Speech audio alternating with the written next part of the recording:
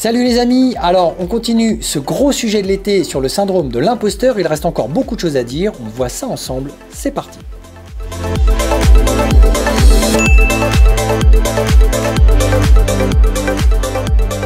Alors la semaine dernière, on abordait le socle qui permet au syndrome de l'imposteur de naître et d'évoluer. On a parlé du rêve de l'artiste, on a parlé de l'effet Barnum, on a parlé du biais des survivants et de justement cette faculté de ne pas vouloir faire les choses, de ne pas vouloir passer à l'action, de ne plus rien faire au risque d'écorner l'image qu'on a de soi ou l'image que les autres ont de nous.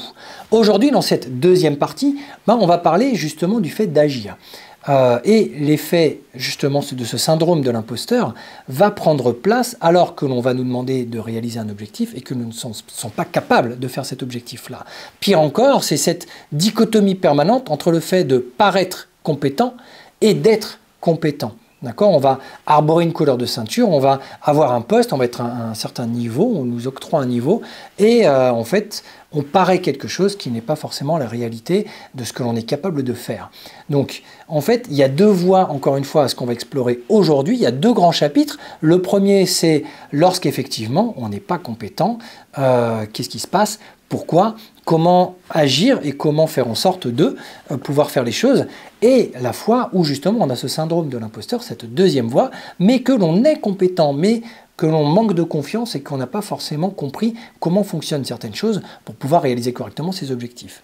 Donc il y a encore beaucoup de choses à dire et on va démarrer par un petit peu enfoncer les portes ouvertes où effectivement la première partie, lorsque l'on paraît compétent mais que l'on n'est pas compétent tout simplement, la plupart du temps c'est lié à un phénomène qui est tout simple. C'est le fait de comprendre dans son contexte que le syndrome de l'imposteur n'intervient pas avant de réaliser un objectif, mais la plupart du temps il intervient après avoir réalisé un objectif et quand la plupart du temps celui-ci a été obtenu ou a été atteint par des voies de facilité. Je vous donne un exemple, et les voies de facilité, alors c'est pas forcément celles qu'on pense. Les voies de facilité, on en a discuté un petit peu la semaine dernière, c'est j'écris à la fédération, on m'envoie un grade par la poste, et puis hop, j'arbore un troisième, un quatrième dan, et à partir de là, je vais en stage, et finalement je vois les autres faire, et puis on me demande un kata, ouais, ok, je le connais pas. Donc là, je peux avoir une petite frayeur en me disant, on va me demander quelque chose qui devrait être de mon niveau, mais que j'ai pas travaillé, que je ne connais pas. Donc on a une première rupture avec la réalité. Et d'ailleurs, dans un département voisin, stage de préparation au grade, des gradés viennent demander sur certaines formes de kata comment faire ci ou ça. Le staff technique de la commission qui, de plus, est gradé de plusieurs dan, est incapable de renseigner les candidats parce qu'ils ne connaissent pas les katas supérieurs. Donc là, on est quand même dans un beau syndrome aussi. Alors, surtout s'ils ne se rendent pas compte de l'urgence de devoir se maintenir au niveau. Donc vous voyez que ce syndrome, il prend place chez les personnes qui ont des rôles officiels, comme chez les pratiquants, comme chez les débutants. Il n'y a pas de, on va dire, il n'y a pas de symptômes majeurs. Ça concerne vraiment tout le monde. Donc, on revient à nos moutons à partir du moment où, là, effectivement, c'est très identifié, on est à un poste, on obtient un grade, on ne travaille pas suffisamment parce qu'on a arrêté de réviser ses katas ou qu'on a arrêté de pratiquer pendant 10 ans, on ne se remet pas au niveau. Effectivement, il va y avoir un décrochage. Mais plus simplement, les grades en club, maintenant encore plus avec le premier dan, mais les Q, tout simplement, que vous passez, les ceintures de couleur, il y a toujours ce petit côté, c'est Gérard, on le connaît, on sait ce qu'il est capable de faire, il n'est pas trop venu, il est un peu malade, mais on a une certaine souplesse. Et effectivement, cette souplesse amène le candidat à cette notion de facilité où on se dit, voilà, je prépare une ceinture, alors encore plus grave si c'est une ceinture bleue, une ceinture marron, des grades déjà assez élevés, je ne suis pas trop venu, j'ai pas trop révisé, je travaille un peu à la dernière minute juste pour préparer la forme du grade, et puis je le passe, et puis finalement, comme je suis sympa, on va me le donner. En espérant que je continue à travailler correctement, parce que bien souvent, quand le professeur donne un grade sous réserve 2, c'est un peu dans l'idée de dire, je te le donne maintenant, tu te tiens au niveau, puis tu bosses un peu. Mais on ne le sait pas, ça, en vérité. On le donne, mais on ne devrait pas. Parce que s'il n'y a pas le niveau pour le grade, on ne devrait pas le donner. Parce que derrière, on ne sait pas comment la personne elle va agir. Est-ce qu'elle va arrêter de venir? Est-ce qu'elle va venir une fois tous les 15 jours? Si elle est ceinture marron, oui, pour passer un premier dan, ça va être très compliqué. Sauf si elle est bien sympa et qu'on va lui donner. Donc, ce principe-là, c'est vraiment l'avènement du syndrome de l'imposteur. Quelqu'un qui vient d'obtenir un grade, porte sa nouvelle couleur de ceinture, bah ouais, si on sait qu'on l'a eu un peu vite fait, parce qu'on est sympa, qu'on n'a pas forcément tout fait, et puis on a un peu raté, mais on nous l'a donné quand même. Donc, on arrive au dojo la fois d'après, ou en stage, on va croiser les doigts pour pas qu'on nous pose de questions, pour pas qu'on nous dise « Ah tiens, fais-moi ton kata pour voir. » Ouais, non, je vais éviter. Parce qu'au fond, de manière intrinsèque, on ne se sent pas légitime de porter cette couleur de ceinture. Mais finalement, bah pour l'ego, on aime bien se voir dedans. Donc, on a cette sensation d'être utile, d'avoir accompli quelque chose. Alors qu'au final, les arts martiaux, ça ne devrait pas nous inculquer ces valeurs-là. Maintenant, on a également la deuxième voie où on se sent un peu illégitime, mais au final, c'est normal. On a quand même des capacités et c'est normal de se sentir illégitime. Et là, je vais faire l'analogie pure et dure avec l'école de formation que je dirige depuis plusieurs années. Des élèves qui deviennent professeurs, quel que soit leur âge, hein, il y en a qui ont 18 ans, il y en a qui ont 50 ans, hein, et ils ont un DAF, ils ont un DIF, ils ont parfois même au-delà, hein, il y avait les CQP, maintenant il y a le TFP, il y a des BPGEPS. On ouvre un club pour la première fois, voire on reprend des cours dans le club de son sensei, et puis bim, tout d'un coup on va faire des cours. Moi ça m'est arrivé, hein, des élèves qui venaient de passer le DIF, je dois m'absenter, tiens tu prendras le cours adulte, et il y a des gradés, il y a des ceintures noires, tu prendras le cours des ceintures noires du mercredi soir. Ah oui, soudainement il y a un côté où, ah oui, ils sont ceintures noires, ils ont de l'expérience, moi je suis professeur, je suis novice, on a cette sensation d'imposture. On va se dire, bah ouais, mais qu'est-ce que moi, qui ai 18 ans, va pouvoir dire à des gars ou des femmes qui ont 50 ans et peut-être 20 ou 30 ans d'expérience martiale, si moi je deviens le professeur, waouh, je me sens totalement illégitime. Donc ça, c'est logique de se sentir illégitime, parce qu'en fait, ce n'est pas de l'illégitimité liée à vraiment de l'imposture martiale. C'est un nouveau poste. Vous venez de l'acquérir, ce nouveau poste. C'est comme se sentir premier dan depuis 2 jours et se dire « Oh là là, ceinture noire, oui, mais t'es ceinture noire depuis 2 jours. C'est bon, t'inquiète pas, ton programme de ceinture noire, tu as le temps de le développer, tu as le temps de cuisiner maintenant, tu connais tes outils, tes ustensiles, tu as le temps de cuisiner. » Donc, quand vous prenez votre poste pour la première fois, c'est logique que vous fassiez des erreurs de débutant en tant qu'enseignant. On vous demande d'être un bon pratiquant, parce que vous êtes déjà ceinture noire, donc vous devez connaître, avoir votre niveau technique de ceinture noire. Peut-être X dan, je ne sais pas, mais vous prenez un poste d'enseignant, vous allez faire les erreurs de débutant. C'est pour ça que je vous disais l'an dernier dans les tutos PEDA, faites des plans de cours, préparez vos cours, montrez que vous arrivez avec certains acquis, travaillez des thématiques, travaillez des choses comme ça. Tous les tutos de l'an dernier, de l'été dernier, sont très applicables pour les nouveaux professeurs qui manquent de confiance, parce que ça vous donne plein de clés pour arriver extrêmement bien préparé et couvrir tous les angles qui pourraient vous sentir un petit peu illégitime. Donc là, c'est logique, faites vos armes. On va vous poser des questions que vous allez découvrir pour la première fois. Vous allez faire parfois des organisations de cours qui sont totalement nouvelles pour vous. Ça va être compliqué. Et c'est pas tant le fait de le faire, c'est le fait de se mettre en danger. Vous allez un petit peu sortir de votre zone de confort actuelle pour l'élargir, parce qu'au final, l'enseignement, ça va devenir plus tard votre zone de confort. Mais pour l'instant, ça reste quelque chose de nouveau. Et donc forcément, vous allez vous sentir un peu étrange cette année, la saison qui vient de se terminer. Je me suis senti illégitime en compétition. Je n'ai jamais fait de compétition kata, ou alors il y a 30 ans. Donc je suis arrivé avec mes acquis. J'ai une méthodologie pour pouvoir comprendre et théoriser comment il faut faire. Donc j'ai essayé d'appliquer ça. Mais j'arrive face à des personnes qui font de la compète depuis 20 ans, 25 ans. Je vous parlais d'un compétiteur dans la vidéo du 1er juillet. Effectivement, cette personne-là, depuis le début des années 90, fait de la compétition. Je suis même pas à sa cheville. Évidemment, en termes d'expérience, il va m'en apprendre pendant 10 ans. Donc, c'est logique de se dire, ok, je ne suis pas à ma place. Mais c'est logique, je ne suis pas à ma place, je ne suis pas compétiteur. Maintenant, c'est logique de se sentir illégitime parce que c'est un domaine qui est hors de notre zone de confort et donc il va falloir apprivoiser, il va falloir réorganiser, restructurer les choses pour pouvoir comprendre si on souhaite évoluer dans ce domaine-là. Si vous souhaitez être professeur un jour sur le long terme, voilà, comprenez les plans de cours, comprenez vos élèves, leurs objectifs, sachez les amener où ils ont envie d'aller, sachez être force de proposition, de richesse, et petit à petit, l'organisation va se faire d'elle-même, tout simplement.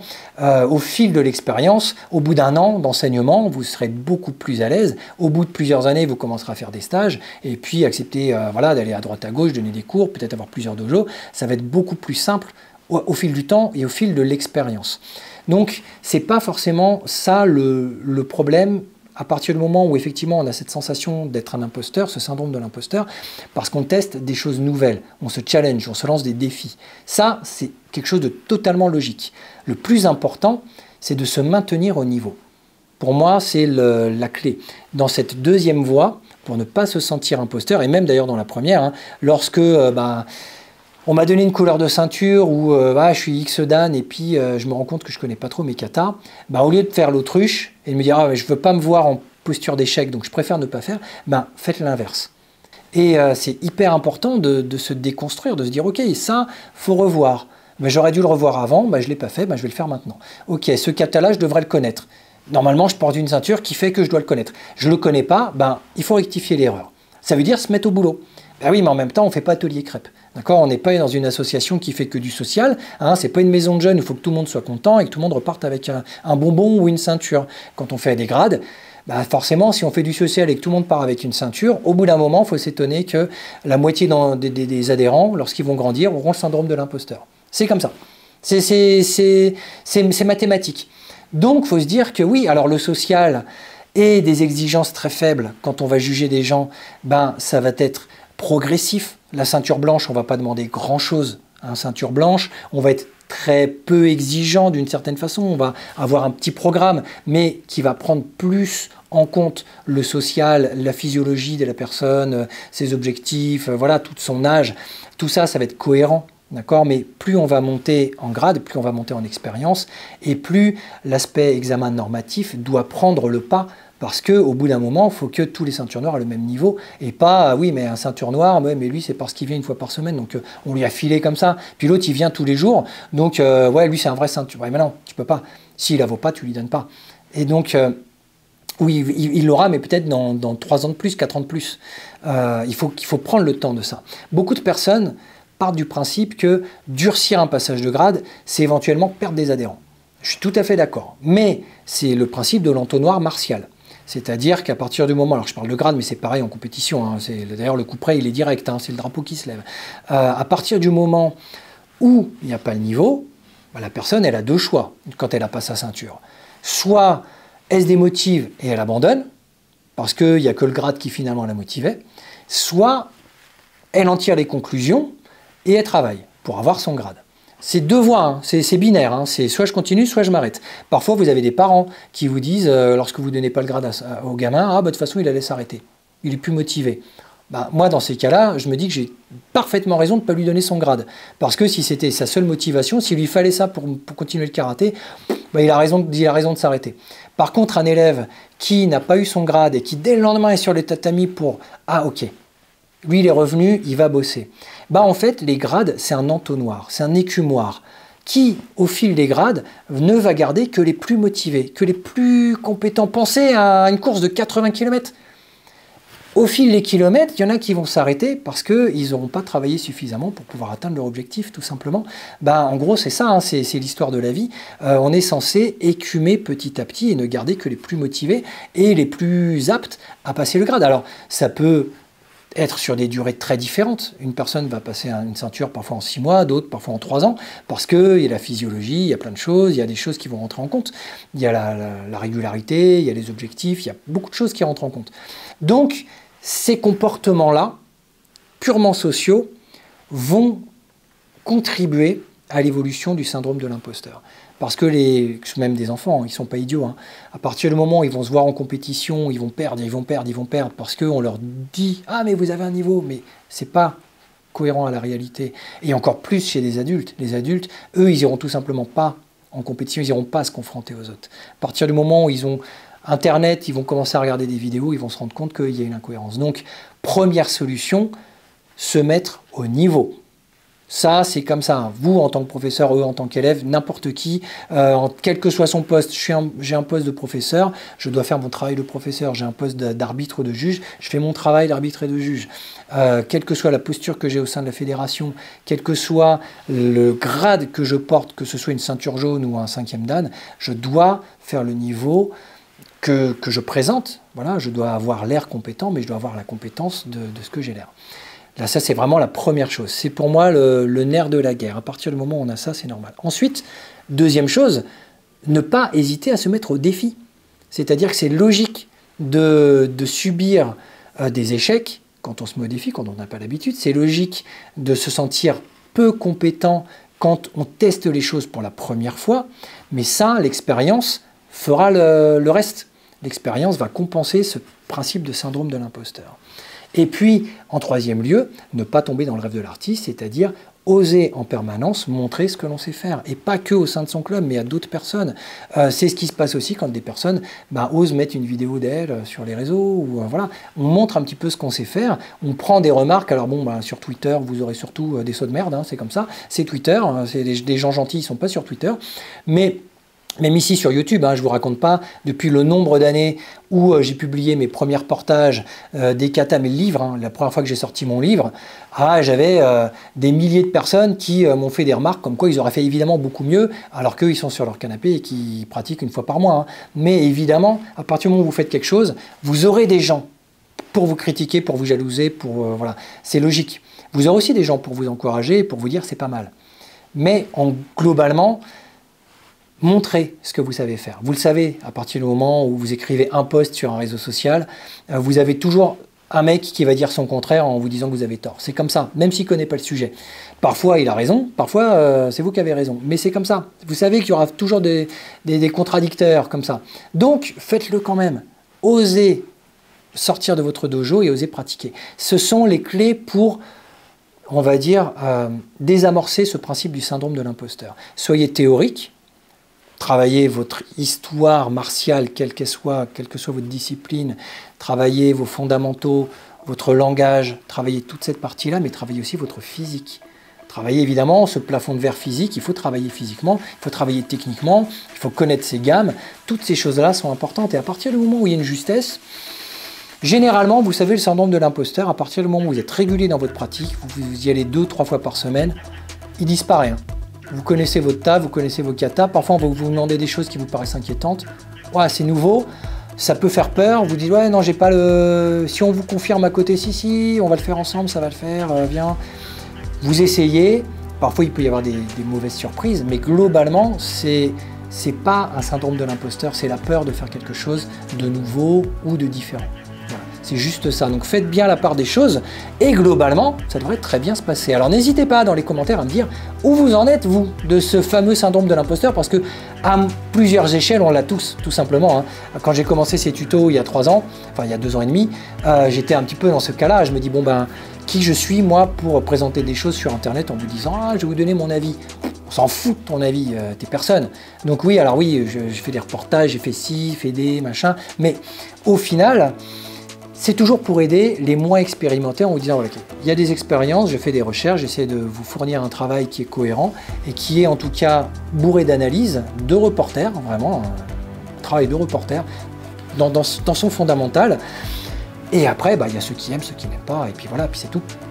Donc, osez faire des choses. Au début, ce sera toujours nouveau, vous aurez peut-être du mal à vous sentir illégitime, mais le but, c'est toujours de se dire que c'est votre niveau de compétence qui prime. C'est pas une ceinture, c'est pas un nombre de likes, c'est pas un nombre de vues, c'est pas ce qu'on peut dire de vous, c'est comment vous êtes cohérent par rapport à la réalité des choses. Portez-vous bien, à la semaine prochaine.